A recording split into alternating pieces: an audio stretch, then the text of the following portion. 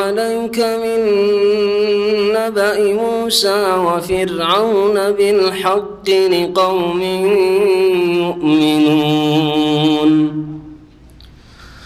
إن فرعون علا في الأرض وجعل أهلها شيعا يستضعف طائفة منهم يذبح أبناءهم ويستحيي نساءهم إنه كان من المفسدين ونريد أن نمن على الذين استضعفوا في الأرض ونجعلهم أئمة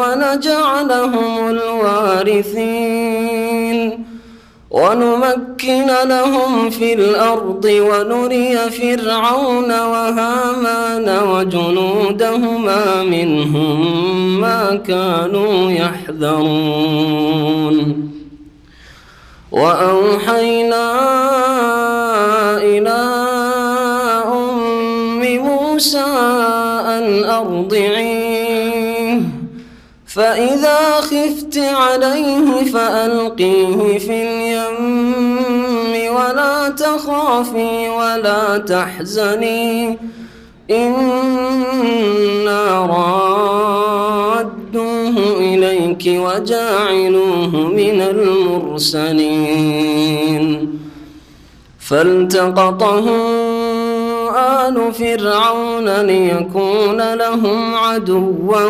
وحزنا إن فرعون وهامان وجنودهما كانوا خاطئين وقالت امرأة فرعون قرة عين لي ولك لا تقتلوه عسى أن ينفعنا أو نتخذه ولدا وهم لا يشعرون وأصبح فؤاد أم موسى فارغا إن كادت لتبدي به لولا أن ربطنا على قلبها لتكون من المؤمنين وقالت لأخته قصيه فبصرت به عن جنب وهم لا يشعرون وحرمنا عليه المراضع من قبل فقالت هل أدلكم على أهل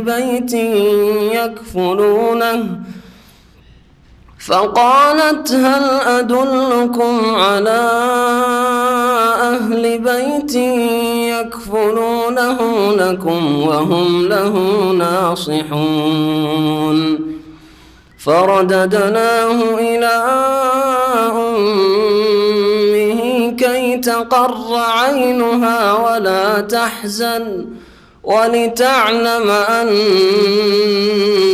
وعد الله حق ولكن أكثرهم لا يعلمون. السلام عليكم ورحمة الله وبركاته. إن الحمد لله نحمده ونستعينه ونستغفره ونعوذ بالله من شرور أنفسنا ومن سيئات أعمالنا من يهده الله فلا مضل له ومن يضلله فلا هادي له وأشهد أن لا إله إلا الله وحده لا شريك له وأشهد أن محمدا عبده ورسوله صلى الله تعالى عليه وعلى آله وصحبه وسلم تسليما كثيرا. يا أيها الذين آمنوا اتقوا الله حق تقاته ولا تموتن إلا وأنتم مسلمون. يا أيها الناس اتقوا ربكم الذي خلقكم من نفس واحدة وخلق منها زوجها وبث منهما رجالا كثيرا ونساء واتقوا الله الذي تساءلون به والأرحم إن الله كان عليكم رقيبا. يا أيها الذين آمنوا اتقوا الله وقولوا قولا سديدا يصلح لكم أعمالكم ويغفر لكم ذنوبكم ومن يطع الله ورسوله فقد فاز فوزا عظيما أما بعد فإن خير الحديث كتاب الله وخير الهدي هدي محمد صلى الله عليه وسلم وشر الأمور محدثاتها وكل محدثة بدعة وكل بدعة ضلالة وكل ضلالة في النار أعوذ بالله من الشيطان الرجيم بسم الله الرحمن الرحيم طاسيم ميم تلك آيات الكتاب المبين نتلو عليك من نبأ موسى وفرعون بالحق لقوم يؤمنون আল্লাহ পাক রব্বুল আলামিনের সমস্ত প্রশংসা যে আল্লাহ পাক রব্বুল আলামিন একক, যিনি যা ইচ্ছা করেন তাই হয়ে থাকে, আর যা তিনি চান না তার ইচ্ছার বিরুদ্ধে কোনো কিছু হতে পারে না। সালাত এবং সালাম নাযিল ফি নবী মুহাম্মদুর রাসূলুল্লাহ সাল্লাল্লাহু আলাইহি সাল্লামের প্রতি, যার প্রতি আল্লাহ পাক রব্বুল আলামিন কোরআন কারীম নাযিল করেছেন। আজকে তাফসীর করব ইনশাআল্লাহ আমরা সূরাতুল কাসাস থেকে। সূরা কাসাস, এই সূরা এই জন্য এর নাম সূরা কাসাস হয়েছে যে এই সূরার আয়াত নম্বর 25-এ মুসা আলাইহিস সালাম যখন শুআয়বের কাছে গিয়ে, সেই শুআয়ব, একদল তাফসীরকার বলছেন যে তিনি ওই প্রসিদ্ধ যে নবী শুআয়ব তিনি ছিলেন, কিন্তু আরেক দল বলছেন না, তিনি অন্য কোনো শুআয়ব ছিলেন, সাধারণ মুমিন মানুষ, তিনি নবী ছিলেন না, যার মেয়েকে বিয়ে করেছিলেন মুসা আলাইহিস সালাম, যার বাড়িতে গিয়ে অবস্থান করেছিলেন মুসা আলাইহিস সালাম মাদিয়ানে, তিনি অন্য কোনো শুআয়ব ছিলেন। এই দুটি প্রসিদ্ধ মত তাফসীরকারদের। ওই আয়াতে মুসা আলাইহিস সালামের এই শুআয়বের বাড়িতে যাওয়ার কথা রয়েছে এবং সেখানে গিয়ে কেন তিনি মিসর থেকে পলায়ন করে আসলেন বর্ণনা করলেন। ফালাম্মা জাআহু ওয়া কাসসা আলাইহিল কাসাস, শুআয়বের কাছে যখন মুসা আলাইহিস সালাম পৌঁছলেন তার ডাকে, আর সেখানে গিয়ে তার পুরো কাহিনী বর্ণনা করলেন। কাসাস, কিসাস মানে কাহিনী, ওয়া কাসসা আলাইহিল কাসাস, এই কাসাস শব্দটি থেকে নামকরণ হয়েছে এই সূরায় আল কাসাস। এই সূরায় বিশেষভাবে মুসা আলাইহিস সালামের ঘটনা, তার বাল্য জীবন থেকে শুরু করে তার লালন পালন ফিরআউনের বাড়িতে, এবং তারপরে তার বিবাহ শাদী, আর ফিরে এসে রাস্তায় নবুয়ত প্রাপ্তি, এসব বিষয়গুলি আলোচনা করা হয়েছে। এই সূরায় বিস্তারিত মুসা আলাইহিস সালামের ঘটনা ওইভাবে বর্ণনা করা হয়েছে যেমন সূরায়ে তাহা, এর আগে যে সূরা তাফসীর করি সূরা তাহা বর্ণনা করা হয়েছে। এই জন্যই সূরায়ে তাহার পরে সূরায়ে কাসাসের আমরা তাফসীর করছি, আর তারপরে আমরা ধারাবাহিক তাফসীর করে যাব যেভাবে আগে থেকে আমরা যাচ্ছিলাম। আল্লাহ পাক রব্বুল আলামিন ইরশাদ করছেন, বিসমিল্লাহির রহমানির রহিম, তাসিম মিম। তাসিম মিম এই তিনটি অক্ষর, এই অক্ষরগুলিকে হুরুফে মুকাত্তাআত বা বিচ্ছিন্ন অক্ষর বলা হয়, যা কোরআন কারীমের অনেকগুলি সূরার শুরুতে রয়েছে। কখনো একটি অক্ষর রয়েছে যেমন কাফ আল কোরআনিল মজিদ, কখনো দুটি অক্ষর রয়েছে যেমন হামিম, কখনো তিনটি অক্ষর রয়েছে যেমন আলিফ লাম মিম বা আলিফ লাম রা বা তাসিন মিম, আর কখনো এর বেশি রয়েছে, 4 রয়েছে, 5 রয়েছে। সবচেয়ে বেশি অক্ষর রয়েছে কয়টি? 5। হাফেজ সাহেবরা বলুক, সবচেয়ে বেশি অক্ষর যে বিচ্ছিন্ন অক্ষর সূরার প্রথমে রয়েছে কয়টি? 5টি। কাফ, হা, ইয়া, আইন, সদ, 5টি হলো। আর কোন সূরা লম্বা আছে? হা, মিম, আইন, সিন, কাফ। আল্লাহ পাক রব্বুল আলামিন ইরশাদ করছেন তাসিন মিম, এগুলির অর্থ নবী করিম সাল্লাল্লাহু আলাইহি ওয়াসাল্লাম বলেননি, আর সাহাবারা জিজ্ঞাসা করেননি। তবে অধিকাংশ তাফসীরকারগণের মতে তারা এটা বুঝতেন যে এই দিয়ে কাফেরদের চ্যালেঞ্জ করা হয়েছে যে এই অক্ষরগুলি তোমাদের মাঝে মজুদ রয়েছে আলিফ থেকে ইয়া পর্যন্ত। কোরআনে কারীম আল্লাহ পাকের বাণী, মানুষের রচিত নয়, মুহাম্মদ সাল্লাল্লাহু আলাইহি ওয়াসাল্লাম নিজে রচনা করেননি, তার কোনো ওস্তাদ শেখায়নি। সুতরাং আল্লাহর বাণী হিসাবে তোমরা এটা গ্রহণ করো, এর প্রতি ঈমান নিয়ে আসো, আল্লাহ পরকালে বিশ্বাসী হও, কালেমা তাইয়্যিবার শাহাদাত দাও। আর যদি এটা অস্বীকার করো তাহলে এইরকম অক্ষরগুলি তোমাদের মাঝে রয়েছে, সেগুলি দ্বারা কোরআনের মতো বাক্য তোমরা তৈরি করে নিয়ে আসো। তিলকা আয়াতুল কিতাবিল মুবিন, আল্লাহ পাক বলছেন যে এগুলি হচ্ছে সুস্পষ্ট গ্রন্থের আয়াত, এমন গ্রন্থ যার মুবিন, শুধু বাইয়েন বলা হয়নি, বাইয়েন মানে নিজেই সুস্পষ্ট, কিন্তু মুবিন মানে যে সুস্পষ্টকারী, স্পষ্ট করতে পারে। আবানা ইউবিন থেকে ইসম ফাইল মুবিন, আল কিতাবুল মুবিন, কোরআনে কারীম যেমন বাইয়েন স্পষ্ট এবং দলিল প্রমাণ বাইয়েনা, ঠিক তেমনি মুবিন স্পষ্টকারী, এমনভাবে স্পষ্ট করা হয়েছে হককে বাতিল থেকে, ভালোকে মন্দ থেকে, ঈমানকে কুফরি থেকে, তৌহিদকে শিরক থেকে। এইভাবে হক আর বাতিলের মাঝে পার্থক্য করে দেওয়া হয়েছে, যেটা স্পষ্টভাবে বর্ণনা করা হয়েছে। এই জন্য এই কিতাব হচ্ছে আল কিতাবুল মুবিন। এইরকমই কিস্সা কাহিনীতে যুগে যুগে মরিচ মশলা মিশিয়ে আসল কিস্সা কাহিনীর রূপ থাকে না। কোরআনে কারীমে যেসব কাহিনী ঘটনাবলী বর্ণনা করা হয়েছে সেগুলি হচ্ছে স্পষ্টকারী, হক এবং বাতিল, সত্য আর মিথ্যার মাঝে পার্থক্যকারী। যে মিথ্যার শিকার হয়েছে, যে বিকৃতির শিকার হয়েছে তাওরাত এবং ইনজিল, তাওরাত ইনজিলের অনেক কথাই একেবারে মিথ্যা, একেবারে বেয়াদবির কথা আম্বিয়া রসুলগণের শানে সেসব কিতাবাদিতে তাদের ধর্মগুরুরা সংযোজন করেছে, রচনা করেছে, বাড়িয়ে দিয়েছে। এইরকমই ভাবে তারা তাদের দিনকে, দিনের কিতাবকে বিকৃত করেছে। কিন্তু কোরআনে কারীম স্পষ্ট করেছে হক এবং বাতিলের মাঝে। আকিদার ক্ষেত্রে হোক, সহি আকিদা বাতিল আকিদা থেকে স্পষ্ট করা হয়েছে। আহকাম বিধিবিধানের ক্ষেত্রে হোক, আল্লাহ পাকের সৃষ্টির ক্ষেত্রেই হোক, যেসব কথা পেশ করা হয়েছে সেগুলি হচ্ছে স্পষ্টকারী। আর ঘটনাবলীর ক্ষেত্রে হোক, ভবিষ্যতের কোনো বিষয়ের ক্ষেত্রে হোক, এ হচ্ছে কিতাব আল কিতাবুল মুবিন, স্পষ্টকারী কিতাব। আর কিতাব বুঝতে পারবে না এই ধারণা যদি কারো থাকে তো নিঃসন্দেহে তার ঈমানে ত্রুটি আছে। যেমন বিদআতপন্থীরা বললে থাকে কোরআন বোঝা কি চারটি কথা, যেমন তেমন কথা কোরআন বুঝবে তুমি, হাদিস বুঝবে, কোরআন হাদিস বুঝতে পারবে না, কি বুঝবে? ফিকহ আর ফতোয়ার কিতাব বুঝবে। মানুষের কথা বোঝা যাবে আর কোরআনের কথা নাকি বোঝা যাবে, এটা বিদাতীদের লক্ষণ, বিদাতী আলেমদের লক্ষণ। আল্লাহ পাক এই কিতাবকে আল কিতাবুল মুবিন বলেছেন। নাতলু আলাইকা মিন নাবাই মূসা ওয়া ফিরআউনা বিল হক লিকওমি ইউমিনুন।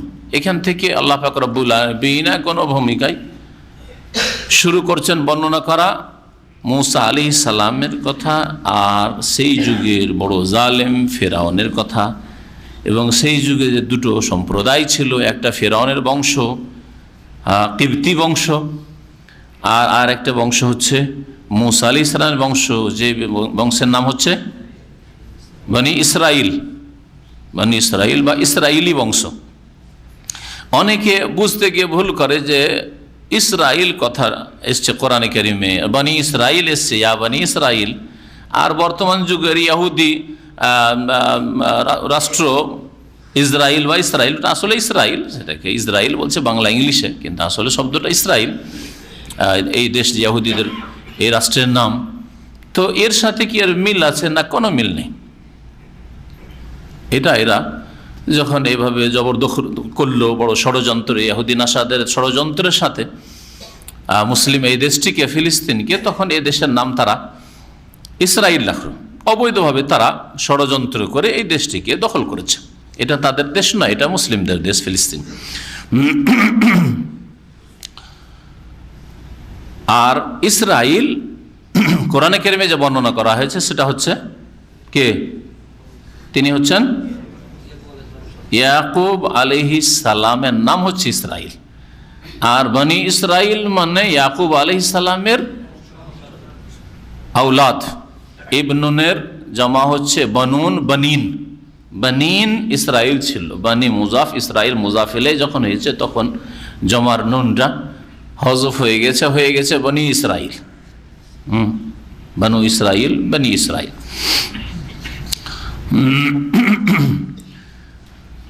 আল্লাহ পাক রব্বুল আলামিন ইরশাদ করছেন, নাতলু আলাইকা মিন নাবাই মূসা, হে নবী তোমাকে আমি পড়ে শোনাচ্ছি। তালা ইয়াতলু মানে পাঠ করা, আবৃত্তি করা। তোমার সামনে আমি বয়ান করছি, বর্ণনা করছি। নাতলু আলাইকা, তোমার সামনে বর্ণনা করছি মিন নাবাই মূসা ও ফিরআউন, মূসা আলাইহিস সালাম এবং ফিরআউনের সংবাদ থেকে, ঘটনাবলী থেকে, বিল হাক্কে যথাযথভাবে, সত্য ঘটনা। কি উদ্দেশ্যে বয়ান করছি? কাহিনী শোনাবার জন্য নয়, সময় পার করার জন্য নয়, মজা লাগছে সেই জন্য নয়।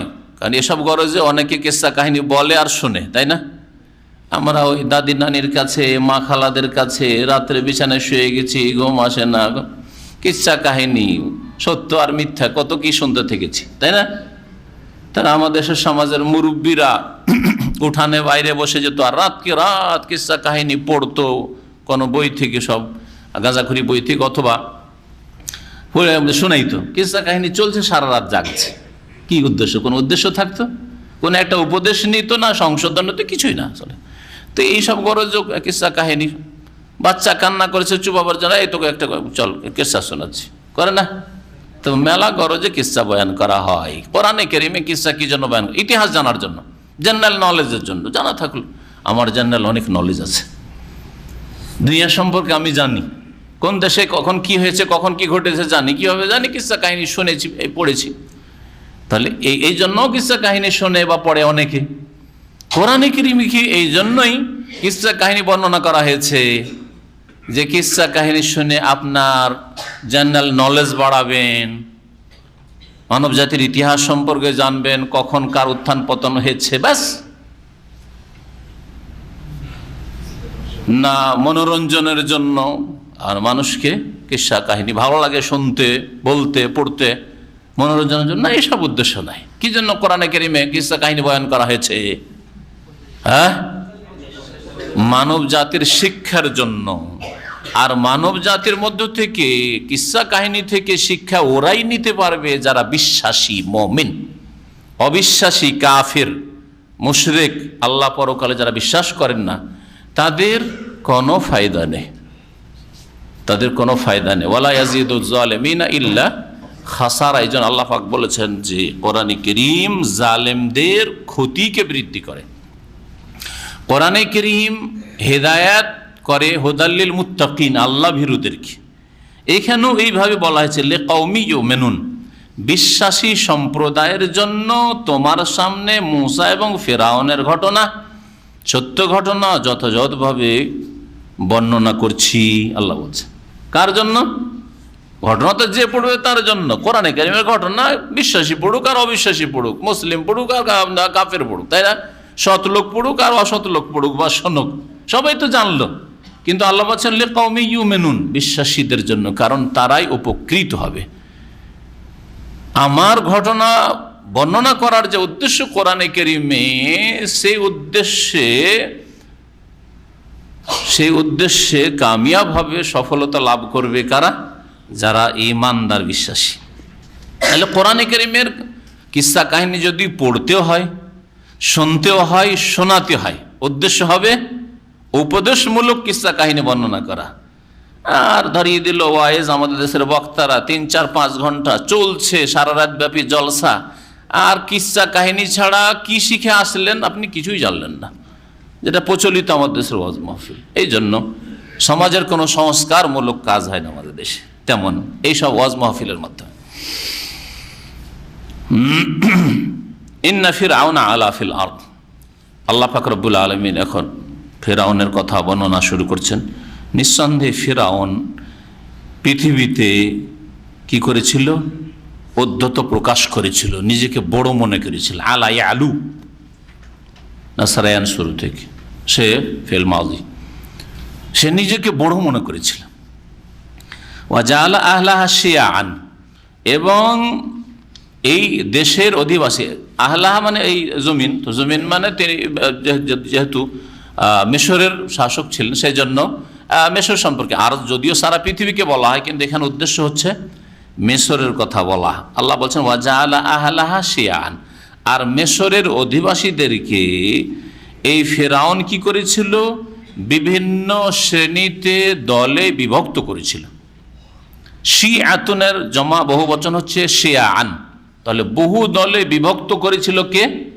ফেরাউন মিশরের লোকদেরকে। মিশরের লোক বলতে এখানে বনি ইসরাইলকে বোঝানো হয়েছে, সেই যুগের শ্রেষ্ঠ জাতি যারা আম্বিয়া রসুলগণের অনুসারী ছিল যুগে যুগে, আর মাঝে মধ্যে তাদের মধ্যে পাপ ছড়িয়ে পড়ত, অন্যায় শুরু হয়ে যেত, গোমরা পথভ্রষ্ট হয়ে যেত, আবার হেদায়েতের জন্য আল্লাহ নবী পাঠাইতেন। এইভাবে আম্বিয়া বনি ইসরাইলের মধ্যে বহু নবী আল্লাহ পাঠিয়েছেন। ইব্রাহিম আলাইহিস সালাম, ইসহাক আর ইয়াকুবের পরে আল্লাহ বহু নবী পাঠিয়েছেন এই গোত্রে, এই বংশে, এই জাতির সংশোধনের জন্য। এবং এই জাতিকে বললাম যে সবচেয়ে তারা শ্রেষ্ঠ ছিল সেই যুগের। এটা নিজের কথা নয়, বরং কোরআনে কারীমের কথা। আল্লাহ কি বলেছেন?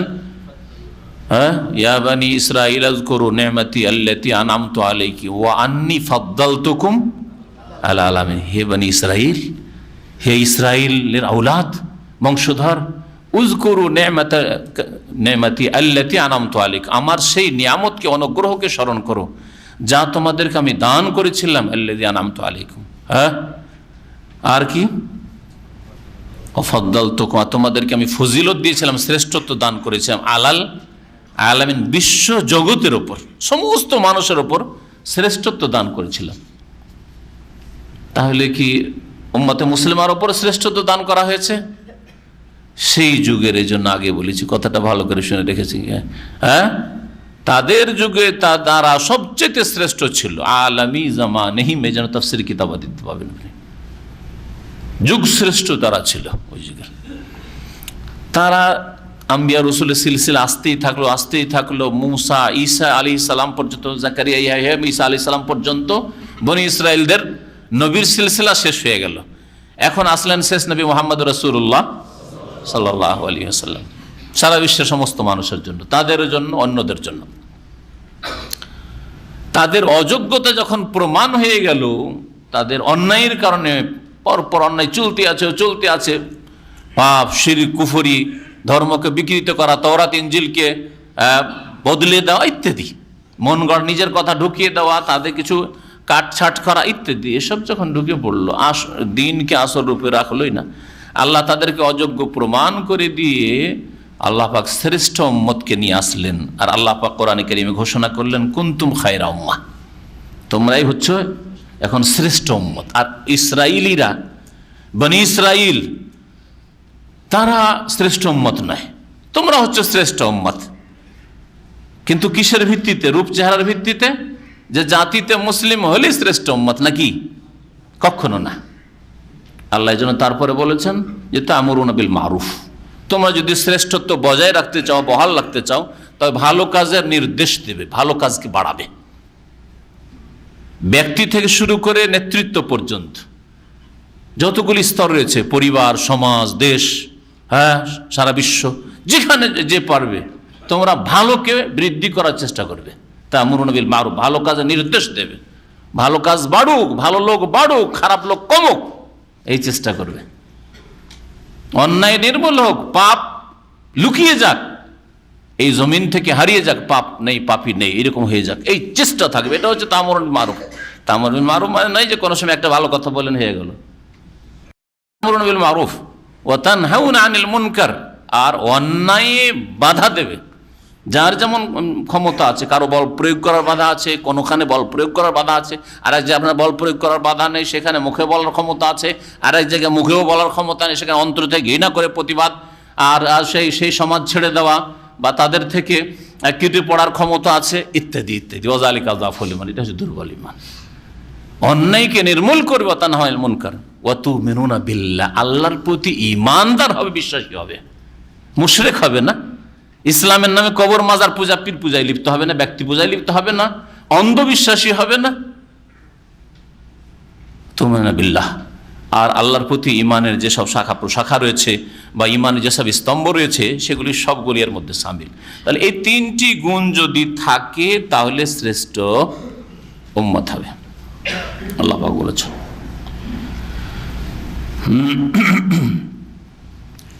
যারা বনি ইসরাইল ছিল আহলে কিতাব, এই আহলে কিতাবরাও যদি যখন সারা বিশ্বের সমস্ত মানুষের জন্য মোহাম্মদ রাসূলুল্লাহ সাল্লাল্লাহু আলাইহি ওয়াসাল্লামকে রাসূল করে প্রেরণ করা হলো, তারা যদি ঈমান নিয়ে আসতো তাহলে তাদের শ্রেষ্ঠত্ব বহাল থাকতো, তাদের ফজিলত আপন জায়গায় থাকতো। বরং নবী করিম সাল্লাল্লাহু আলাইহি ওয়াসাল্লাম বলেছেন যে এরা যারা আগের দিনের প্রতি 70 দিনের প্রতি ঈমান নিয়ে এসেছিল, আর যখন 70 দিন নবী মুহাম্মদ সাল্লাল্লাহু আলাইহি ওয়াসাল্লামের মাধ্যমে আসলো তার প্রতি ঈমান নিয়ে আসলো, তাদের জন্য কি রয়েছে জানা আছে হাদিস, তাদের জন্য দ্বিগুণ নেকি রয়েছে, ডবল সওয়াব রয়েছে, ডবল তারা পাবে। আগের 70 দিন ছিল সেটাও মানতাম, এখন 70 দিনে সেটাও মানলাম, আগের হক মানলাম, এখনকার হকটাও মানলাম। কিন্তু যখন তারা অবজ্ঞা করেছে, অস্বীকার করেছে, হিংসা করে, যেমন ইহুদিরা হিংসা করে অস্বীকার করেছে জানা সত্ত্বেও, আর খ্রিস্টানরা অজ্ঞতায় জেহালতে ডুবে থেকেছে, জানার চেষ্টা করেনি, আল্লাহ পাক তাদেরকে মাগদুব আলাইহিম বলেছেন, ইহুদিদেরকে গজব প্রাপ্ত আর দল্লিন পথভ্রষ্ট রাস্তাহারা বলেছেন আল্লাহ পাক রব্বুল আলামিন নাসারা খ্রিস্টানদেরকে। মহান আল্লাহ ইরশাদ করছেন যে ফেরাউন কি করেছিল, পৃথিবীতে নিজেকে বড় মনে করেছিল, উদ্ধত প্রকাশ করেছিল। ওয়া জাআলা আহলাহা শিয়াআন, আর মিশরের অধিবাসীকে কি করেছিল, বিভিন্ন শ্রেণীতে বিভক্ত করে ফেলেছিল। কিভাবে বিভিন্ন শ্রেণীতে বিভক্ত করেছিল? তাফসীরকাররা লিখেছেন যে এই বনি ইসরাইলদেরকে এক এক গোষ্ঠীর লোক, একটা বড় বংশ থাকে, বংশে অনেক শাখা প্রশাখা থাকে, তাই না, গোষ্ঠী গোত্র ছোট ছোট থাকে, এক এক শ্রেণীর লোক ভাগ করে দিয়েছিল যে এই তোরা হচ্ছে মেথর, হ্যাঁ তোরা পেশাব পায়খানা সাফ করা, তোরা হচ্ছে চামড়ার কাজ করবি, হ্যাঁ তোরা হচ্ছে নাপিত, হ্যাঁ তোরা হচ্ছে ছুতার, তোদেরকে এই কাজগুলি দেশের করতে হবে, তোদেরকে এই কাজ করতে হবে, তোদেরকে এই কাজ করতে হবে, এইভাবে। এ হচ্ছে জাআলা আহলাহা শিয়াআনের তাফসীর। আর হুবহু এইরকমই করেছে ব্রাহ্মণরা, আর্যরা ভারতে গিয়ে ভারতীয় মানুষকে 4 ভাগে বিভক্ত করেছে। বলছে আমরা হচ্ছি ব্রাহ্মণ, আর্য, মুখার্জি, চ্যাটার্জি, ব্যানার্জি, হ্যাঁ সেটা নাম হচ্ছে একেবারে ভগবান ঈশ্বরের মুখ থেকে পয়দা শ্রেষ্ঠ আমরা, বুঝলেন না?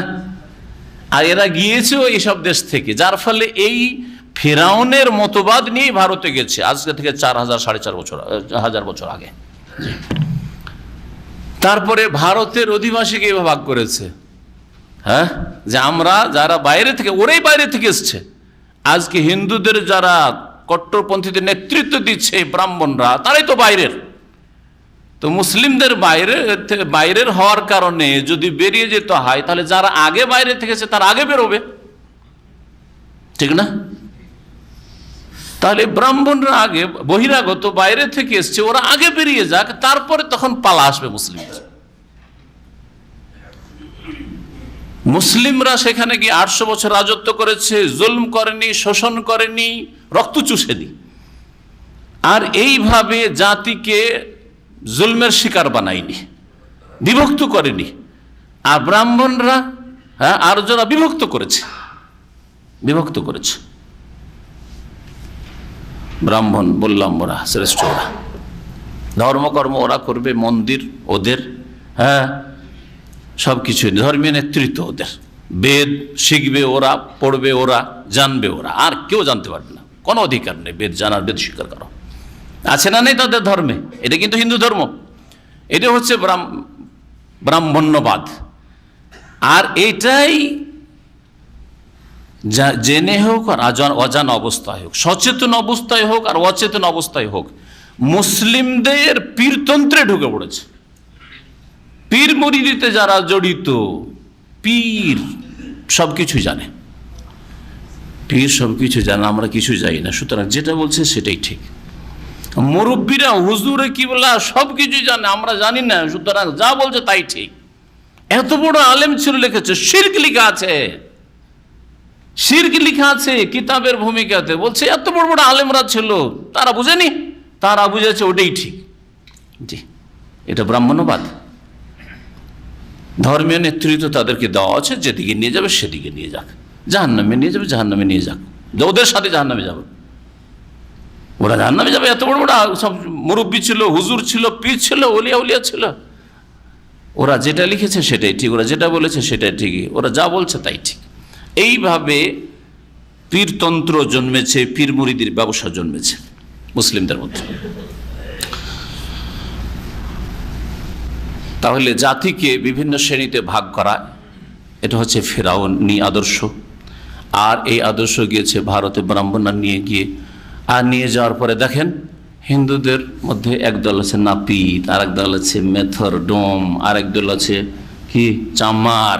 হ্যাঁ, একটা পেশাকে দিয়ে দিচ্ছে।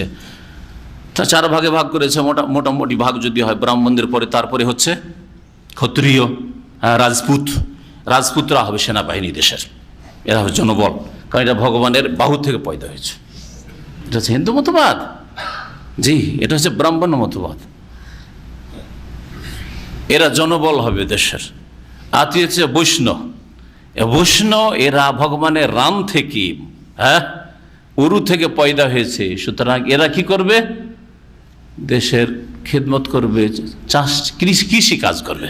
এরা চাষি, এরা কৃষক, এরা সবজি উৎপন্ন করে আর ব্রাহ্মণদের খাওয়ায় আর রাজপুতদের খাওয়ায়, জি। আর তারপরে 4র্থ শ্রেণী হচ্ছে শূদ্র, ডোম, মেথর, চামার, এই যতগুলি আছে, নাপিত। নাপিতের বাচ্চা নাপিত থাকবে, যতই বড় ভালো মানুষ হোক না কেন। হ্যাঁ, ডোমের বাচ্চা ডোমই থাকবে, চামারের বাচ্চা চামারই থাকবে, যতই বড় জ্ঞানী গুণী হোক না কেন, সে ডক্টর আম্বেদকর হয়ে যাক না কেন, শূদ্র থাকবে তারা। এটা হচ্ছে ফেরাউনি ধর্ম, এটা হচ্ছে ফেরাউনি ধর্ম। আল্লাহ পাক তাই বলেছেন এখানে কোরআনে কারীম, ইয়াস্তাযিফু তায়েফাতাম মিনহুম। এ কি করতো ফেরাউন? তাদের একদলকে বড়ই দুর্বল করে রেখেছিল, তাদের একদলকে বড় দুর্বল করে রেখেছিল। অর্থাৎ 2টো দল সেখানে ছিল, একটা ছিল তার বংশ কিবতি, তারা নেতৃত্বে রোলিং ক্ষমতা তাদের কাছে আছে, পাওয়ার তাদের কাছে, আর গোলাম দাসী হচ্ছে কারা? এই ইসরায়েলিরা, বনি ইসরাইল্লাহ। এদেরকে দুর্বল করে রেখেছিল। আর দুর্বল করার জন্য যেসব পদক্ষেপ, কোন জাতির মেরুদণ্ড ভাঙার জন্য, দুর্বল করার জন্য যেসব পদক্ষেপ করতে হয়, জালেম শাসকরা করে থাকে, জালেম শাসকরা করে থাকে। আর তাই করছে ইতিহাসে। এই ফেরাউনি চরিত্রের আবৃত্তি ঘটছে, পুনরাবৃত্তি ঘটছে। ভারতেও কট্টর যেগুলো হিন্দু সংগঠন, তাদের প্ল্যানিং, যেসব এলাকায় মুসলিমদের হাতে ইকোনমি রয়েছে, অর্থনীতি রয়েছে, ব্যবসা বাণিজ্য রয়েছে, তাদের মেরুদণ্ড ভেঙে দাও, দাঙ্গা ফাসাদ করাচ্ছে। মিথ্যা কিছু সাজিয়ে তারাই কিছু করে দিয়ে দাঙ্গা ফাসাদ। এই জন্য মুরাদাবাদে দাঙ্গা ফাসাদ, মিরাটে দাঙ্গা ফাসাদ, ভাগলপুরে দাঙ্গা ফাসাদ, বেনারসে দাঙ্গা ফাসাদ, গুজরাটে দাঙ্গা ফাসাদ, আহমদাবাদে দাঙ্গা ফাসাদ। আজ এখানে দুর্বল হয়ে আছে, হ্যাঁ, দুর্বলদের প্রয়োজন রয়েছে। এই জন্য কোনো একজন ভালো বক্তা, স্কলার বলেছে যে ভারতে মুসলিম থাকতে দিতে চাই তারা, এই কট্টরপন্থী হিন্দুরা, কিন্তু কীরকম মুসলিম? রিক্সা চালক, রিক্সাতে করে আমাদেরকে বই নিয়ে যাবে, রিক্সা চালাবে কিন্তু তো এইরকম গরিব মুসলমানের দরকার আছে। এটাই ছিল প্ল্যান ফেরাউনের। এটা হচ্ছে ফেরাউনি চরিত্র। আল্লাহ পাক রব্বুল আলামিন ইরশাদ করছেন যে এই একদলকে বড় দুর্বল করে রেখেছিল, আর দুর্বল করার জন্য যেসব কলা কৌশল করতে হয় তাই ফেরাউন করত। ইউযাব্বিহু আবনাআহুম, তাই তাদের পুরুষদেরকে, ছেলে সন্তানদেরকে জবাই করে দিত। ওয়াইয়াস্তাহি নিসাআহুম, আর জীবন্ত রাখতো, বাঁচিয়ে রাখতো তাদের মেয়েদেরকে। মেয়ে সন্তানের প্রয়োজন রয়েছে, এগুলি আমাদের ঘরে দাসী হবে। আর ছেলে যদিও চাকরের প্রয়োজন রয়েছে, কিন্তু ছেলেদেরকে জবাই করা শুরু করলো ফেরাউন। কেন? কারণ এই ফেরাউনকে গণকে বলেছিল যে এই ইসরায়েল গোত্র থেকে একটা ছেলে জন্মাতে যাচ্ছে, এই ছেলে যদি জন্মে যায় তাহলে তার হাতে আপনার এবং আপনার দেশের, আপনার নেতৃত্বের পতন ঘটবে, ধ্বংস প্রাপ্ত হবে। সুতরাং সাবধান, সাবধান। কত যে অসংখ্য ছেলে সন্তান জবাই করেছিল বনি ইসরাইলদের এই ফিরআউন জালেম। ইন্নাহু কানা মিনাল মুফসিদিন, কারণ সে ছিল বিপর্যয় সৃষ্টিকারীদের অন্তর্ভুক্ত, ফাসাদ সৃষ্টিকারী, ফাসাদি লোক ছিল। আল্লাহ পাক মুসলেহ, সংস্কারককে ভালোবাসেন, যে সংশোধনমূলক কাজ করে, গঠনমূলক কাজ করে, তাকে আল্লাহ ভালোবাসেন, মুসলেহ। আর আল্লাহ পাক ফাসাদ সৃষ্টিকারী, বিপর্যয় সৃষ্টিকারীদেরকে আল্লাহ পাক ভালোবাসেন না।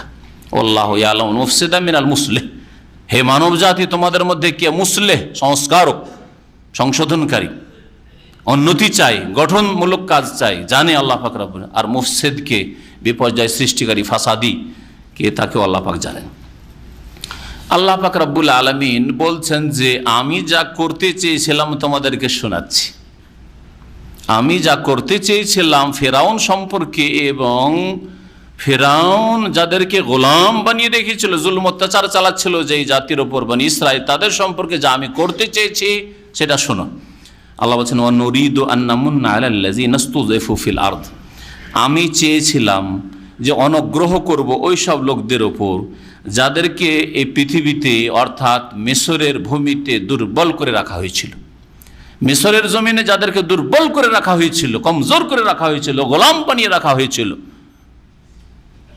তাদের ওপর আমি অনুগ্রহ করতে চাইলাম, এহসান করতে চাইলাম। আল্লাহর রহমতের দয়া দৃষ্টি হলো যে না, এদের অবস্থা পাল্টাবো, এদেরকে ওপরে উঠাবো আমি।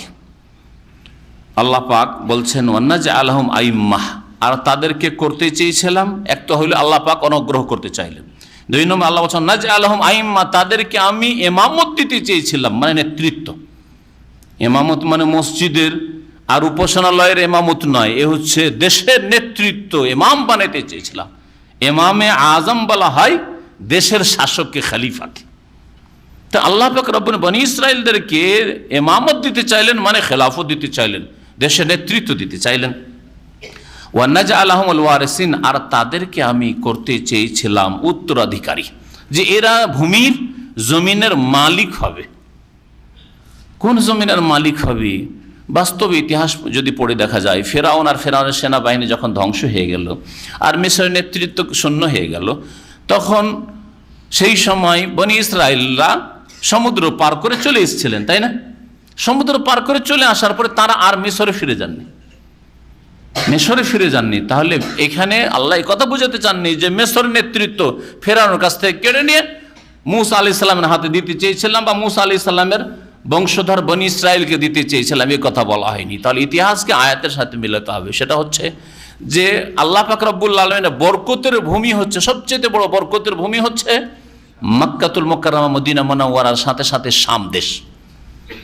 যেই বৃহৎ শামের, বিশেষ করে ফিলিস্তিনের অংশ, প্যালেস্টাইনের অংশ, যেখানে বাইতুল মুকাদ্দাস রয়েছে, তৃতীয় পবিত্র মসজিদ রয়েছে, যেটা হচ্ছে নবী করিম সাল্লাল্লাহু আলাইহি ওয়াসাল্লাম ইসরা এবং মেরাজের স্থান, যেখান থেকে আল্লাহ পাক আকাশের সফরে নিয়ে গেছেন মুহাম্মদ রাসূলুল্লাহ সাল্লাল্লাহু আলাইহি ওয়াসাল্লামকে, যেটা হচ্ছে আরদুল আম্বিয়া, অসংখ্য নবীদের ভূমি, জন্মস্থান, যেখানে অসংখ্য নবীদের ইন্তেকাল হয়েছে, সেই ফিলিস্তিন, এখানকার নেতৃত্ব দিতে চেয়েছিলাম, উত্তরাধিকারী বানাতে চেয়েছিলাম। আল্লাহ পাক বলছেন ওয়ানুমাক্কিনা লাহুম ফিল আরদ, আর তাদেরকে আমি পৃথিবীতে শক্তিশালী করতে চেয়েছিলাম। আল্লাহ পাক শক্তিশালী করতে চেয়েছিলেন। দেখেন, নেতৃত্ব হচ্ছে দুই রকম। এই জন্য আল্লাহ পাক নেতৃত্বের কথা বলার পর আবার তামকিনের কথা, নোমাক্কেনা বলছেন। এক হচ্ছে নেতৃত্ব লাটিমের মতো, লাটিম বোঝেন তো না, লাট্টুর মতো, লাট্টুকে যেভাবে ঘোরাবেন, যতক্ষণ রাতে স্পিড থাকবে ঘুরতে থাকবে, তাই না? তো এইরকমও রাজত্ব আছে যে লাটিমের মতো কাফের ঘুরিয়ে দিল, যেভাবে ঘোরাচ্ছে, যতটা ঘোরাচ্ছে ঘুরছে। তো নেতৃত্বটা আছে, কিন্তু এই নেতৃত্বকে ঘোরাচ্ছে কে? কুফরি শক্তি, বাতিল শক্তি, জালেম শক্তি। তাহলে নেতৃত্ব আছে কিন্তু তামকিন নেই, শক্তি, নিজের শক্তি নেই, স্বয়ং সম্পূর্ণ নিজের ক্ষমতা দিয়ে চলতে পারে না। তাই ইহুদি নাসারা যেভাবে চালায় চলে, কুফরি শক্তি, বাতিল শক্তি, নাস্তিক শক্তি যেভাবে চলতে বলে চলে। জি, এই নেতৃত্বের কোনো মূল্য নেই, এই ইমামতের কোনো মূল্য নেই। আল্লাহ পাক রব্বুল আলামিন বনি ইসরাইলদের সম্পর্কে বলছে তাদেরকে আইমা মানে নেতাও বানাইতে চেয়েছি। আর নেতা কেমন? অনুমাক্কিনা লাহুম ফিল আরদ, পৃথিবীতে তাদেরকে শক্তিশালী করতে চেয়েছি। আর কি করতে চেয়েছি? এটা হলো তাদের সম্পর্কে। আর তাদের যারা শত্রু ফেরাউন এবং ফেরাউনের অনুসারী, তাদেরকে মজা দেখাতে চেয়েছি। যাকে ভয় করতো সেটাই দেখাতে চেয়েছি, যার আশঙ্কা ছিল সেখান পর্যন্ত পৌঁছাতে চেয়েছি। আল্লাহ বলছেন ওয়ানুরিয়া ফিরআউন ওয়া হামান, আর আমি দেখাতে চেয়েছি ফিরআউনকে আর হামানকে, তার প্রধানমন্ত্রী। ফিরআউন হচ্ছে রাজা আর তার প্রধানমন্ত্রী হচ্ছে হামান। অজুনুদাহুমা, আর তার সেনাবাহিনীকে, তাদের সেনাবাহিনীকে। মিনহুম, তাদের পক্ষ থেকে, মিনহুম মানে বনি ইসরাইলদের পক্ষ দেখাতেছে, মা কানু ইয়াহজারুন, যা সম্পর্কে তার আশঙ্কা করত, সতর্কতা অবলম্বন করেছে। সতর্কতামূলক বনি ইসরাইলদের ছেলেদেরকে যুগ যুগ ধরে জবাই করে আসছে। দেখাতে চেয়েছিলাম জবাই করছো, যাতে করে বাঁচতে পারো, যাতে করে দেশকে রক্ষা করতে পারো, যাতে করে নেতৃত্ব রক্ষা করতে পারো, যাতে করে জুলুম চালাতে থাকো। হ্যাঁ, দেখিয়ে ছাড়বো, সেখান পর্যন্ত পৌঁছিয়ে ছাড়বো। আল্লাহ পাক পৌঁছিয়ে দিলে সেখানে। কিভাবে এটা হইল? তাফসীরকাররা লিখেছেন, তাফসীর ইবনে কাসিরে বিস্তারিত রয়েছে, অন্যান্য তাফসীর রয়েছে, যে এইভাবে প্রতি বছর ছেলে সন্তান জবাই করে দেওয়া হয়, তো মূসার জন্ম হইল কি করে তাহলে? হ্যাঁ,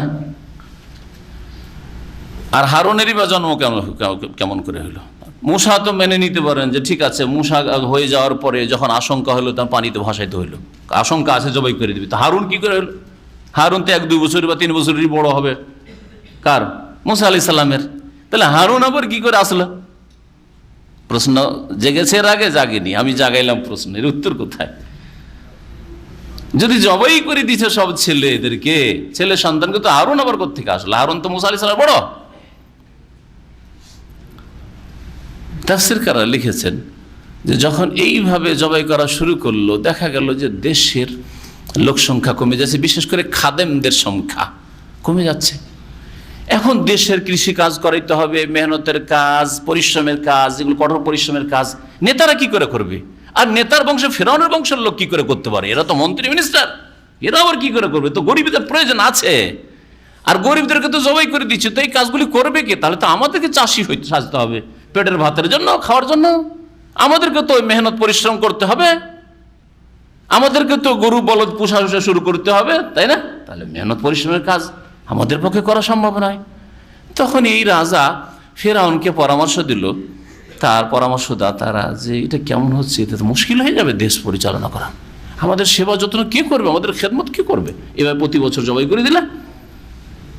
তখন পরামর্শ করে একটা সিদ্ধান্ত হলো, যে কাজ করা যাক, 1 বছর যে ছেলেগুলো জন্মাবে সবগুলো জবাই করে দাও, আর আগামী বছর আর 1 বছর যে ছেলেগুলো জন্মাবে ওগুলোকে ছেড়ে দাও।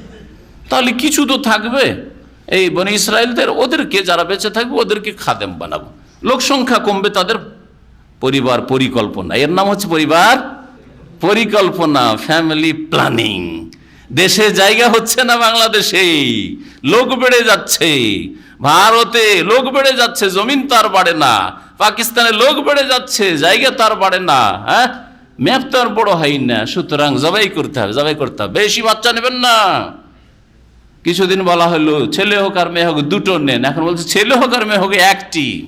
হ্যাঁ, আর তারপরে মুসলিম, যেহেতু বাংলা ভাষী, বাঙালি মুসলিম, ইসলাম প্রিয়, ইসলামকে ভালোবাসে, দ্বীনকে ভালোবাসে, আল্লাহ এবং আল্লাহকে ভয় করে, আল্লাহ রসুলকে ভালোবাসে, আখিরাত সম্পর্কে অনেকে চিন্তাশীল, বেশি বাচ্চা নিতে চায়। সুতরাং আরেক ষড়যন্ত্র, যে নার্সিংহোমে আসলেই জবাই করব, যাতে করে আর ভয় দেখিয়ে দেবো, যে তবে দেখো ইয়ে হয়েছে, কি বলছো এটা, সিজার বাচ্চা হয়েছে, তোমার বেশি নেওয়া যাবে না, আর সাবধান থেকে আর বাচ্চা নেবে না, 2 হয়ে গেছে, আর মোটেই নয়, না হলে প্রাণনাশ হবে, তোমার বিবি মারা যাবে। এইভাবে ভয় দেখিয়ে দিচ্ছে। অথচ সৌদি আরবে, এখানে পাশে একটা ফ্যামিলি বাস করে, বাংলাদেশ ফ্যামিলি, সিজারে 5টা বাচ্চা হয়েছে, আমি চিনি, এই তাদাবিতে হয়েছে এখানে। কিন্তু ভারত বাংলাদেশ কি শেখানো হয়? দাড়িওয়ালাদের মুখে কথা শোনা যায়, আমার বিবির সিজার, এই জন্য সে কার ছেলে মেয়ে নেওয়া যাবে না, একটা নিচে 5-7 বছর তো নেওয়া যাবেই না।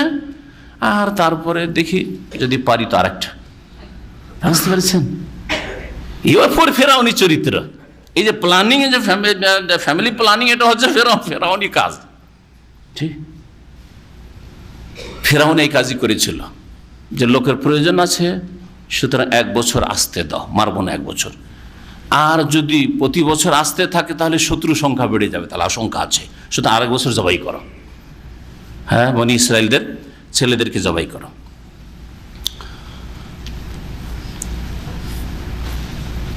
হারুনের জন্ম হলো ওই বছরে, যেই বছরে ছেলেদেরকে রাখা হইতো না, এবছরে মারা হবে না, ওই বছরে হারুনের জন্ম হয়ে গেল ভাগ্যচক্রে। মুসা আলাইহিস সালামের জন্ম এমন বছরে হলো যেই বছরে ফেরাউনের জবাইয়ের অর্ডার আছে, যে ছেলে সন্তান হলে জবাই করতে হবে। এই মুসা আলাইহিস সালামের জন্ম হয়ে গেল, এখন তো জবাই হবে।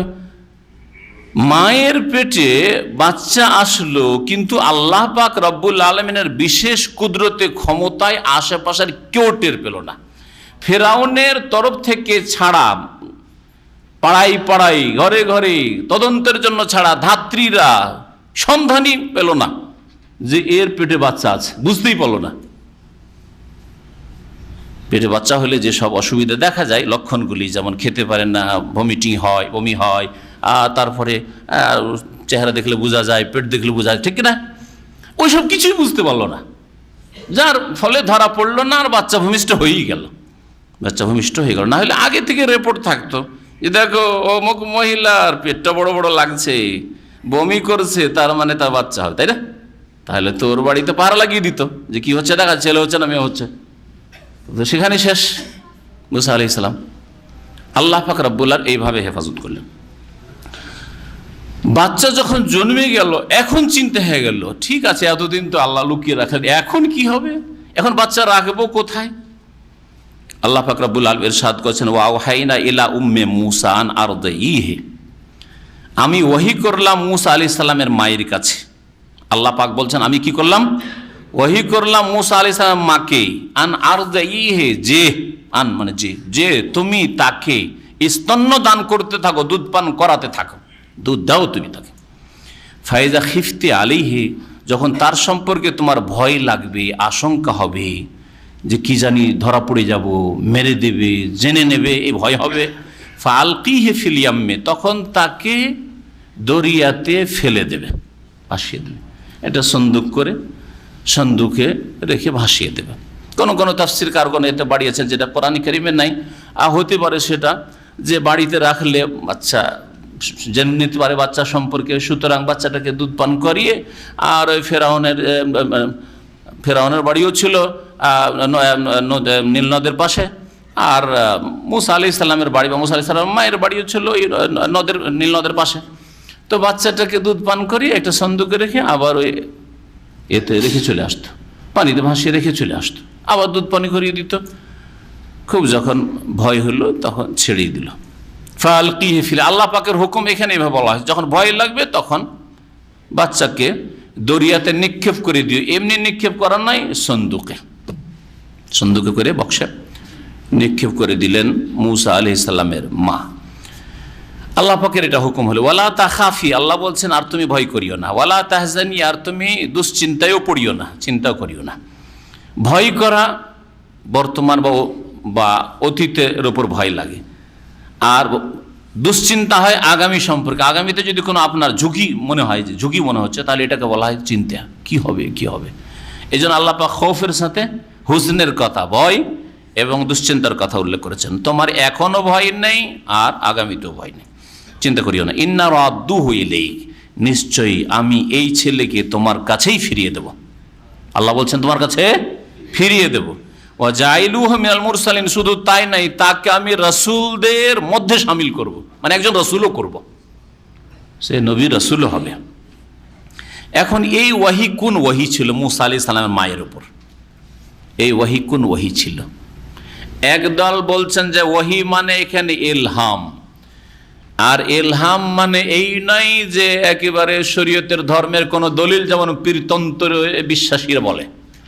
আর ব্যাখ্যা করে থাকে ইলহাম মানে মনে ভালো একটা কথা আসা, ইলকা ফিল কলব, অন্তরে ভালো কথা আসা, যে যেই রকম কাজ করলে মনে একটা কথা আসলো আর সেটা ভালো হলো আপনার জন্য, ভবিষ্যতে ওই মোতাবিক কাজ করলেন যে ঠিক আছে মনে এটাই লাগছে এটাই করি, আর সেটা আপনার জন্য কল্যাণকর হলো, এটাকে ইলহাম বলা হয়। ব্যাস, এটা ধর্মের কোনো দলিল না, না আকীদার দলিল, না হুকুম আহকামের দলিল, হ্যাঁ, কোন ইসলামের কোন বিধিবিধানের দলিল নাই। ইসলামের বিধিবিধানের দলিল হচ্ছে কোরআন এবং সহিহ হাদিস, কোরআন আর সহিহ হাসান গ্রহণযোগ্য মকবুল হাদিস।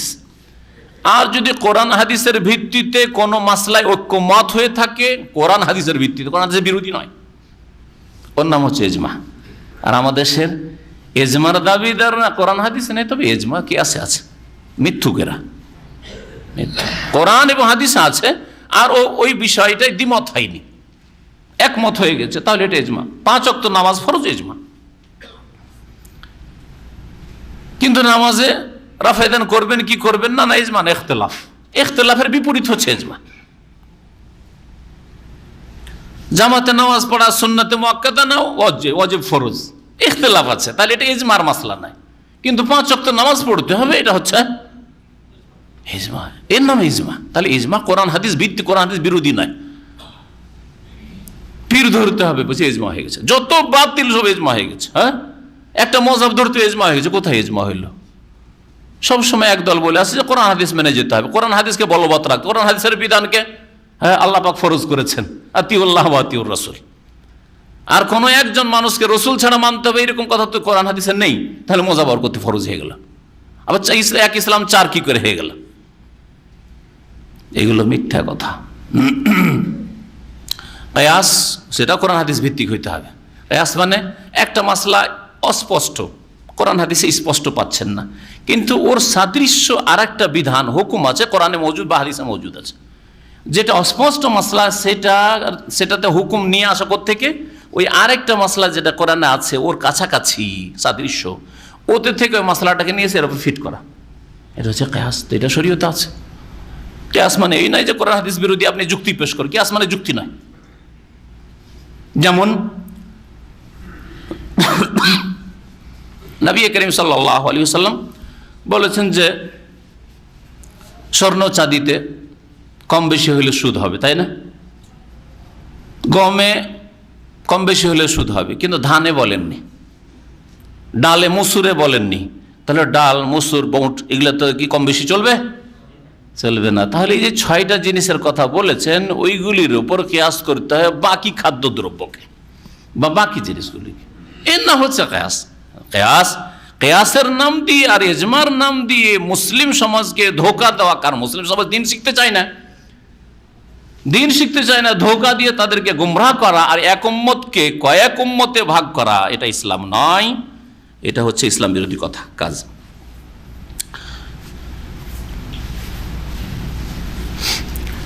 তো ইলহাম মানে এই সুফিদের আমাকে ইলহাম হয়ে গেছে, জম্মু জায়গায় আল্লাহর ওলি শুয়ে আছে, এগুলো শয়তানি কথা। হ্যাঁ, ইলহাম গায়েব জানার কোনো রাস্তাও না, আর ইলহাম মানে কোনো হুকুম হাকাম না যে আমাকে হুকুম হচ্ছে যে এই জায়গায় মাদ্রাসা করেন, ইলহাম হয়েছে আমাকে, ইলহাম হয়েছে যে এই জায়গাতে মসজিদ কায়েম করেন, সব শয়তানি কথা। তাহলে আপনি তো এটাকে শরীয়তের হুকুম বিধান মনে করলেন। আপনি শরীয়তের উৎস হচ্ছে কোরআন এবং সহিহ হাদিস, আল্লাহ এবং রাসূলের আনুগত্য করা। আর আরেক দল তাফসীরকার বলছেন যে ওহির মানে ইলহাম করার প্রয়োজনটাই বাকি। ওহি মানে ওহি, আল্লাহ পাক ফেরেশতা পাঠালেন মুসার মায়ের কাছে, আর মুসার মাকে জানিয়ে দিলেন আল্লাহ পাক। কোরআনে ভঙ্গিমা কিন্তু এরকমই বলে, জানিয়ে দিলে যে এই কাজগুলি করো, তুমি দুধ দিতে থাকো, আর যখন ভয় লাগবে তখন দরিয়াতে ভাসিয়ে দিও, আর চিন্তা করিও না, ফিরিয়ে দেওয়া, এতগুলি কথা করবো, এতগুলি মনে কল্পনা এসেছিল নাকি? তাহলে বলা হয়েছে নিশ্চয়। একজন এসে মানুষের রূপ ধরে এসে জিবরাইল আলাইহিস সালাম বলেছেন। ওহি মানে ওহি। আচ্ছা, ওহিকে ইলহামের তরজমাতে তাফসীরকারগণ কেন নিয়ে গেছেন? তাদের একটা ভ্রম হয়ে গেছে, আশঙ্কা যে যদি ওহি মানে ওহি বলি তাহলে মুসার মাকে নবী করে দেওয়া হবে, আর কোনো মহিলা তো নবী হয়নি, আমরা তো নবী মানতে পারছি না, কোনো দলিল নেই, সুতরাং ওহি মানে ইলহাম করবো না, কোনো প্রয়োজন নেই। নবী রসুল ছাড়াও কোনো মানুষের কাছে বিশেষ সময়ে ফেরেশতা আসতে পারে, কিন্তু তাই বলে কোন পীর ভণ্ড বলবে আমার কাছে ফেরেশতা আসে না, এটা শয়তানি কাজ। আপনার কাছে দলিল কি? আমাদের কাছে কোরআনে কারীমের দলিল আছে যে মূসা আলাইহিস সালাম মায়ের কাছে ওহী এসেছে, কিন্তু আমার কাছে দলিল কি আমি বলবো যে আমার কাছে ফেরেশতা এই কথা বলে গেছে মানুষের রূপ ধরে? কি করে বলবো? তাহলে এটা শয়তানি কথা আমি বললে। কিন্তু মূসা আলাইহিস সালাম মায়ের কথা কোরআনে যেহেতু বলা হয়েছে সেজন্য ওহী ঠিক আছে। আর কোন ফেরেশতা আসলে নবী হয়ে যায় এমন কথা ভুল কথা। কোন মানুষের কাছে কোন ফেরেশতা আসলে নবী হয়ে যায় এই ধারণাই ভুল। আসলে আপনারা জানেন যে 3 জন লোককে আল্লাহ পরীক্ষা করতে চাইলেন, সহিহ বুখারী হাদিস। ফেরেশতা পাঠিয়েছিলেন না পাঠাননি? একজনের মাথায় চুল ছিল না টাক, আর একজন কি ছিল? অন্ধ ছিল, আমা। আর একজন ছিল আবরাস, কুষ্ঠরোগী। পরীক্ষা করতে চাইলেন, কি চাও তোমরা? গরিব সব ছিল, কি চাও? আমি এই চাই, রোগ ভালো করা, চুল যেন হয়ে যায়, লোকেরা আমাকে ঘৃণা করছে, চোখটা যেন ভালো হয়ে যায়, বলে আমার কুষ্ঠরোগ যেন ভালো হইলো না। ফেরেশতা এসে এইভাবে, ঠিক আছে তোমাদের এই দেওয়া হইলো, এই দেওয়া হইলো, এই দেওয়া হইলো, হ্যাঁ উট দেওয়া হইলো, গরু দেওয়া হইলো, ছাগল দেওয়া হইলো। জানা আছে হাদিস, সেই হাদিস। অনেকদিন পরে এরা সব বড় লোক ধনী হয়ে গেছে, আর ও গরিবী জীবনের কথা ভুলেই গেছে। আপনাদের মধ্যে আমাদের মধ্যে এরকম অনেকে আছে, গরিব খেতে পেত না, উফ কত যে পেরেশান ছিল সৌদি আরব আসার জন্য, আর এখানে এসে 2 পয়সা হয়েছে, পাপে ডুবে গেছে। আল্লাহর দিনের শত্রুতা শুরু করেছে। অতীতকে ভুলে যে কত অভাবী ছিলাম, কত গরিব ছিলাম, আর কত অসহায় ছিলাম। আল্লাহকে ভুলে গেছে, আখেরাতকে ভুলে গেছে পয়সা পেয়ে। এইরকমই এদেরকে আল্লাহ পাক পরীক্ষা করতে চেয়েছিলেন। আবার ওই ফেরেশতা ফকিরের ভেষে এসে হাজির ভিক্ষা চাইতে, তাই না? পরীক্ষায় পাশ করলো না কেউ? হ্যাঁ, একজন পাশ করলো, 2 জন ফেল। ফেরেশতা আসলেন, এরা নবী হয়েছে নাকি? তাদের সাথে কথাও তো বলেছে ফেরেশতা এসে, বোঝা গেছে? তাহলে ওহী মানে ওহী ইনশাআল্লাহ তাআলা। তবে তাফসীরকারদের ইখতিলাফ আছে, আল্লাহু আলাম, আল্লাহ বেশি ভালো জানে।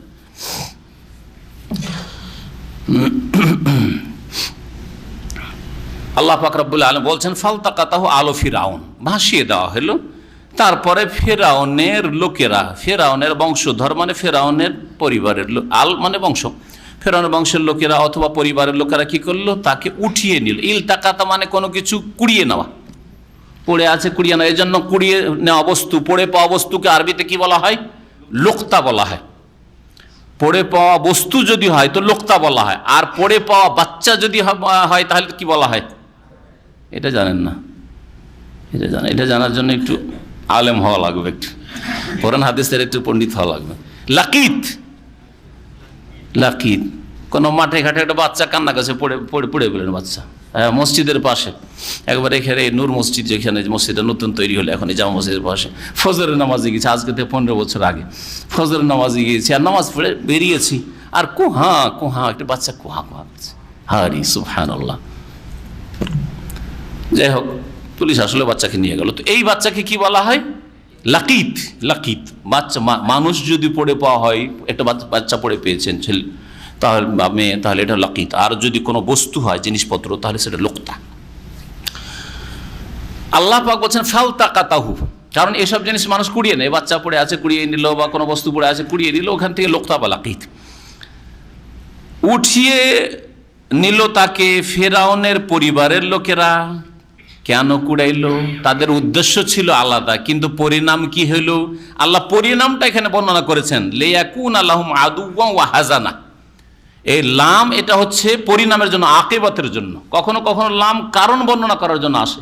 কি জন্য উঠিয়েছিল তারা উঠিয়েছিল ভালো মনে করেছে, আমাদেরই ভালো হবে, ছেলে হিসাবে গ্রহণ করব, ছেলে সন্তান নাই, অথবা কাজে আসবে, খেদমত করবে, একটা ছেলে দরকার, বাড়িতে একটা ছেলে প্রয়োজন রয়েছে, ইত্যাদি বিভিন্ন কাজে লাগবে, এই বলে। কিন্তু পরিণামটা কি হলো? যেই পরিণাম আল্লাহ করতে চেয়েছিলেন। আর পরিণামের মালিক কে? একমাত্র আল্লাহ। আল্লাহ বলছেন লিয়াকুনা লাহুম আদুওয়ান ওয়া হাজানা, যাতে করে এই ছেলে মূসা তাদের জন্য শত্রুতে পরিণত হয়, ওয়া হাজানা, আর শোক দুঃখের কারণ হয়ে যায়।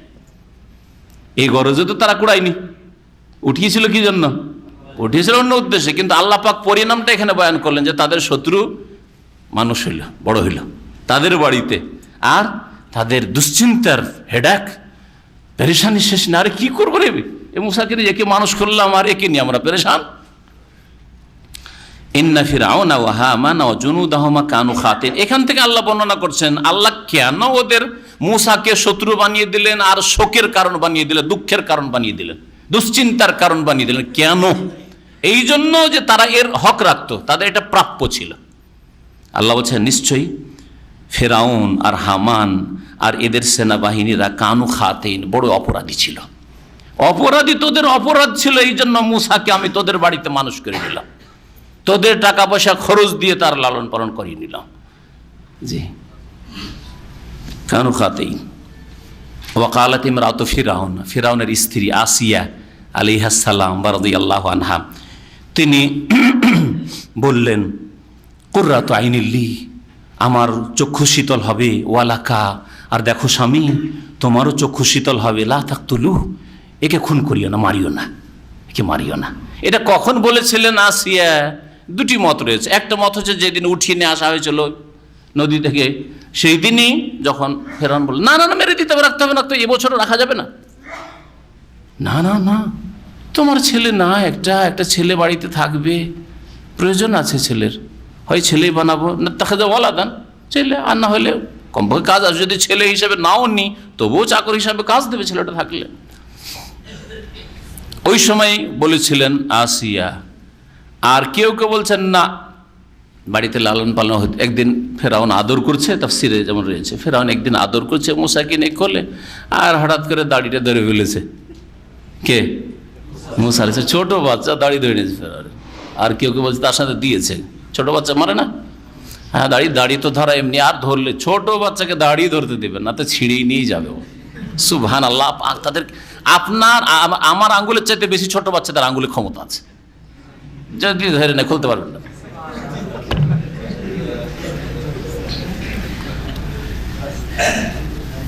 লা তাকতুলু, একে খুন করিও না। স্বামীকে বলছে আসা আইয়ান ফানা, হতে পারে যে আমাদের কাজে আসবে, উপকারে আসবে। আও নাত্তাখিযা ওয়ালাদান, অথবা একে পোষ্যপুত্র হিসাবে, সন্তান হিসাবে গ্রহণ করব। ওহুম লা ইয়াশউরুন, কিন্তু এরা টের পাচ্ছিল না যে কি হতে যাচ্ছে, আল্লাহ পাকের কারখানায় কি যে তৈরি হচ্ছে, কিচ্ছু বুঝছিল না তারা। ওয়াসমাহা ফুয়াদ উম্মে মুসা ফারেগা, আল্লাহ পাক বলছেন মুসা আলাইহিস সালামের মায়ের অন্তর একেবারে অস্থির হয়ে পড়ল। ফারেগা, ফারেগ মানে খালি, শূন্য। এই বোতলে যদি পানি না থাকে তো বলে যে কি বলবেন, কারুরা ফারেগা, কারুর আমার বোতলটা ফারেগ, খালি। তো মুসা আলাইহিস সালামের মায়ের অন্তর অস্থির হয়ে পড়লো, তর্জমা করলাম। আর কোরআন বলছে ফারেগা, শূন্য। তো কি থেকে শূন্য? যদি বলে দুশ্চিন্তা থেকে শূন্য, তাহলে দুশ্চিন্তাই ছিল না, তাই না? তো এই ফারেগা বা শূন্যের সাথে অস্থিরতার কি সম্পর্ক যে অস্থির দিয়ে তর্জমা করলাম, বা বিচলিত দিয়ে অর্থ কেউ কেউ বিচলিত বলেছে, একই কথায়, অস্থির তার অন্তর।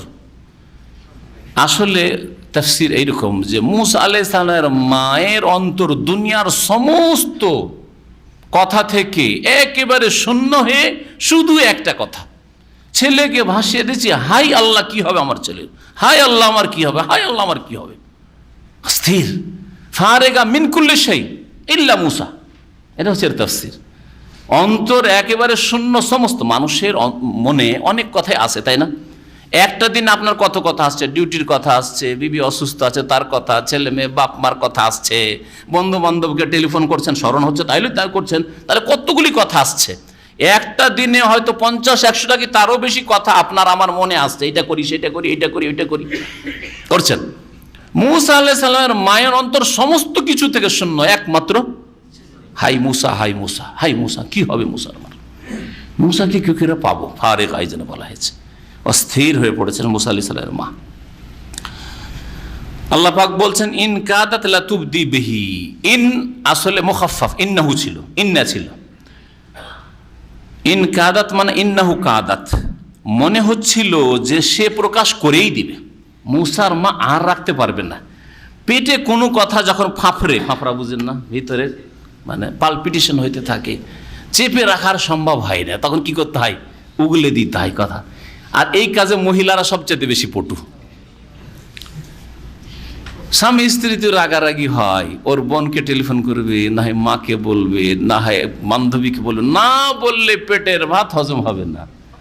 আর যদি কোনো একটা গোপনীয় কথাও বলে দেন, ও চেষ্টা করবে যে স্বামী বলেছে লুকাই লুকাই, পারছে না লুকাইতে, যতক্ষণ না বলবে পেটের ভাত হজম হবে না। জি, মহিলারা খানিকটা এইরকম, অনেক পুরুষ ও মহিলা চরিত্রের খানিকটা আছে। ও পেটে ভাত হজম হয় না, কোন একটা কথা, ভাই এই কথাটা আমানত দিলাম, রাখতে পারবে না, বলতে সাথে সাথে গিয়ে চুগল করে বসবে, ফিতনা লাগিয়ে দেব। এক্ষুনি একটা কথা যদি আমি বলি কারো বিরুদ্ধে, যাক বলেছেন সাহেব এটা ভুল করেছেন, বলবো না, না সাথে সাথে টেলিফোন করে, জানেন আজকের আলোচনাতে আপনার সম্পর্কে এরকম কথা বলে, সাথে সাথে 2-4-5টা লোক পাওয়া যাবে এই লোকের মধ্যে, আছে এরকম লোক। ফিতনা লাগিয়ে ছাড়বে, না হলে পেটের ভাত হজম হচ্ছে না, কখন বলবো, কখন হালকা করব, পেটটা ভিতরটা হালকা করতে হবে। প্রকাশ করেই দিতেন, আর রাখতে পারছেন না এই শোকের কথা। লাউলা আন রাবাতনা আলা কালবি, আল্লাহ বলছেন যদি তার অন্তরকে আমি সুদৃঢ় না করে দিতাম। রাবাতে আর বর্তমানে বেঁধে দেওয়ার, তার অন্তরকে যেন বেঁধে দিয়েছি, সুদৃঢ় করে দিয়েছি, বাঁধলে সুদৃঢ় হয়, মজবুত হয়। মজবুত যদি না করে দিতাম তো মনে হয় প্রকাশ করে দিত যে ওটা আমারই ছেলে, বা একবারে হো হো করে কান্না শুরু করে দিত, লোকের বুঝিয়ে দিত কাঁদছে করে রি, হারে তো এরই ছিল হবে। লিতাকুনা মিনাল মুমিনিন, কেন আমি আজ তার অন্তরকে সুদৃঢ় করলাম, তাকে ধৈর্য ধারণের তৌফিক দিলাম, যাতে করে সে পাক্কা ইমানদার হইতে পারে। লিতাকুনা মিনাল মুমিনিন, আল্লাহর নিয়ামত পেয়ে যে আল্লাহ দুশ্মনের বাড়িতে গিয়েও আমার ছেলেকে আল্লাহ রক্ষা করেছে। লিতাকুনা খাঁটি আরো পাক্কা মুমিন হয়, ইমান বৃদ্ধি হয়, তাহলে বোঝা গেল মুমিন তো আছেই, কিন্তু তার সাথে সাথে আরো ইমান বৃদ্ধি হবে। ওয়াকালাত লি উখতিহি, আর মুসার মা বলল মুসার ভাইকে, উখতিহি মানে তার বোনকে, মুসার বোনকে, মুসার বোনের নাম ছিল মারিয়াম, মারিয়াম বিনতে ইমরান। আর ঈসা আলাইহিস সালামের মা যে মারিয়াম ছিলেন, ওই মারিয়ামের বাপের নামও ছিল ইমরান, মারিয়াম বিনতে ইমরান। ওই কালাত ইমরাত ইমরান, সূরা আলে ইমরান এই নামে নামকরণ হয়েছে, ওই কালাত ইমরাত ইমরান। তো ওখানে মারিয়াম বিনতে ইমরান, তো মারিয়ামও ছিলেন ইমরানের মেয়ে, আর এই মারিয়াম যেটা মুসার বোন, এইটাও ইমরানের মেয়ে, মানে মুসা আলাইহিস সালামের বাপের নামও কি ছিল? ইমরান ছিল, মুসা বিন ইমরান, যেমন হাদিসে রয়েছে। বোনকে মানে মুসা আলাইহিস সালামের বোনকে মুসার মা মানে মেয়েকে বললো কুসি হে, যাও এর পিছনে পিছনে যাও, এই যে ভেসে যাচ্ছে তুমি কিনারা কিনারা যাও। ফাবাসরাত বিহি আন জুনুবিন, সে দেখতে থাকলো ওই ছেলেকে মুসাকে আন জুনুবে, দূর থেকে, একবারে কাছাকাছি গিয়ে নয়, না হয়তো বুঝে নেবে লোকেরা, একটু দূর থেকে দেখতে আছে কি হচ্ছে, কে নিচ্ছে কে উঠাচ্ছে। ওহম লা ইয়াশউরুন, লোকেরা কিন্তু টের পাচ্ছিল না যে এই মেয়ের এই ছেলের সাথে, শিশুর সাথে কোন সম্পর্ক আছে। ও হারামনা আলাইহিল মারাদিয়া, উঠিয়ে নিয়ে যাওয়া হইল, আর ধাত্রীদেরকে ডাকা হইল, দুধে লাগানো হচ্ছে, দুধ মোটেই পান করছে না। ও হারামনা আলাইহিল মারাদিয়া, আল্লাহ বলছেন তার জন্য স্তন্য পান করা ধাত্রীদের হারাম করে দিয়েছিলাম, নিষিদ্ধ করে দিয়েছিলাম। যে তুই এটা কিরকম নিষিদ্ধ ছিল? শরীয়তগত না, সৃষ্টিগত। আল্লাহ পাকের 2 রকমের আদেশ নিষেধ রয়েছে। আল্লাহ পাকের আদেশ নিষেধ কয় রকম রয়েছে? 2 রকম। একটা হচ্ছে তাখলিকি বা তাকওয়িনি, সৃষ্টিগত, কায়নাতের আল্লাহ পাক রব্বুল আলামিনের পৃথিবীর যে আদেশ নিষেধগুলি উত্থান পতনের রয়েছে, ভালো মন্দ রয়েছে, এগুলো হচ্ছে সৃষ্টিগত। কোন হও ফায়াকুন হয়ে পড়ে, আল্লাহ পাক নির্দেশ, এটাও তো নির্দেশ, কোন ধ্বংস হও, হ্যাঁ এই গরিব সচ্ছল হোক, হ্যাঁ এই দুর্ঘটনা হোক, কোন ফায়াকুন, তখন হয়। আল্লাহ পাকের নির্দেশ ছাড়া হয়, এটা হচ্ছে সৃষ্টিগত নির্দেশ। আর একটা হচ্ছে শরীয়তগত নির্দেশ, আদেশ নিষেধ। তো এটা ছিল কোন রকমের নির্দেশ বা নিষেধাজ্ঞা? সৃষ্টিগত। আল্লাহ পাক সৃষ্টিগতভাবে মুসাকে এমন করে দিয়েছেন যে কোনো দুধে মুগি লাগে না, কান্নাই করতে থাকে, কারো দুধ খেতে চায় না। আল্লাহ বলছেন যে স্তন্য পান করা তার জন্য হারাম করে দিয়েছিলাম মিন কাবুল, এর পূর্বে থেকে। ফাকালাত, তখন ওই মেয়েটি গিয়ে বলল, হাল আদুল্লুকুম আলা আহলে বাইত, তোমাদেরকে কি বলে দেবো এমন একটা পরিবার সম্পর্কে, ইয়াকফুলুনাহু, যারা এই ছেলের দেখাশোনা করবে, লাকুম, তোমাদের উদ্দেশ্যে, মানে তোমাদের স্বার্থে, তোমাদের কল্যাণের জন্য, ওহুম লাহু নাসিহুন, আর ওই পরিবারের লোকেরা কিন্তু এই ছেলের বড় হিতাকাঙ্ক্ষী হবে, খুব ভালো মানুষরা। বলছে না যে আমার মা বা কেউ। ফারাদাদনাহু ইলা উম্মি, আল্লাহ পাক বলছেন এইভাবে আমি এই মুসাকে তার মায়ের কাছে ফিরিয়ে দিলাম, চলে আসলো। ডাকা হইলো মুসা আলাইহিস সালাম, ডেকে নিয়ে এসো। মুসা আলাইহিস সালাম মা আসতে আর বুকে নিতে বাচ্চা দুধ টানা শুরু করলো। মাশাআল্লাহ, আল্লাহর হুকুম হয়ে গেল যে টানো। কাই তাকাররা আইনুহা, ফিরিয়ে দিলাম কেন? যাতে করে তার চক্ষু ঠান্ডা হয়। কার? মুসার মায়ের। ওয়ালা তাহজান, আর দুশ্চিন্তা না করে। ওয়ালে তালামা, আর যাতে করে ভালো করে জেনে নিতে পারে আন্না ওয়াদাল্লাহি হক, যে আল্লাহর ওয়াদা সত্য। ওই যে জানিয়ে দেওয়া হয়েছিল ফেরেশতা দিয়ে যে তোমার ছেলে ফিরে আসবে তোমার কাছে আর একদিন রসুল হবে, সব ওয়াদা যেন আল্লাহ পাকের সত্য হয়। ওয়ালাকিন্না আকসারহুম লা ইয়ালামুন, কিন্তু অধিকাংশ মানুষ এইসব বিষয় বুঝে না, জানে না যে আল্লাহ পাক যা করতে চান তাই হয়। আল্লাহ যদি করতে চান কোনো শক্তি তাদের বাধা দিতে পারে না। আর আল্লাহ পাক রব্বুল আলামিন যদি না করতে চান, সারা বিশ্বের সমস্ত শক্তি একদিকে হয়ে গিয়েও সেটা করাতে পারে না। ওয়ালাকিন্না আকসারুন নাস লা ইয়ালামুন। সময় যথেষ্ট হয়ে গেছে, অল্প সময় আছে আজানের, সেজন্য এখানে আজকের আলোচনা শেষ করছি। আল্লাহ পাক রব্বুল আলামিন যেন আমাদের গুনাহ খাতা মাফ করে দেন, আমাদের ভালো আমল যেন কবুল করেন, আর অন্যায় কাজ থেকে কথা থেকে আল্লাহ পাক যেন বাঁচিয়ে রাখেন। আল্লাহ পাক রব্বুল হক বলার যেন তৌফিক দান করেন, হক মেনে চলার যেন তৌফিক দান করেন, কোরআন এবং হাদিস মোতাবেক জীবনযাপনের তৌফিক যেন দান করেন। ওয়া সাল্লাল্লাহু আলা নবিয়িনা মুহাম্মদ ওয়া আলা আলিহি ওয়া সাহবিহি আজমাইন। ইসমে আজম মানে বড় নাম, ইসমে আজম মানে মহান নাম। আল্লাহ পাকের মহান নাম কি, এই ব্যাপারে বিভিন্ন হাদিস রয়েছে। ইসমে আজম এর মধ্যে সবচাইতে ভালো কথা, আল্লাহর নামটি হচ্ছে ইসমে আজম। আল্লাহর 99টা নামের মধ্যে আল্লাহ শব্দটি সবচেয়ে বড়, যেটা আল্লাহ পাকের নাম। জি, আর রহমান, রহিম, মালিক, কুদ্দুস সবগুলি হইতে পারে ইসমে আজম। জি জি, ইসমে আজম সম্পর্কে ভ্রান্ত ধারণা, ইসমে আজম পড়ে উড়ে যাওয়া যায়, এই করা যায় সেই করা যায়, এগুলি ভ্রান্ত কথা, সব ভুল কথা। জি, ইসমে আজম সূরা ইখলাসের মতো যে দোয়াটি সূরা ইখলাস থেকে নেওয়া দোয়া, আর সেটাকে ইসমে আজম বলা হয়েছে যে এই লোকটা ইসমে আজম দিয়ে দোয়া করলো, কারণ ওতে আল্লাহর নাম রয়েছে, আল্লাহর গুণাবলী রয়েছে, সেটাও আল্লাহ পাকের ইসমে আজম, এতে কোনো সন্দেহ নেই। কিন্তু তা দিয়ে কোনো অলৌকিকতা চলে আসে, কেরামতি হয়ে যায়, সব ভণ্ডামি কথা।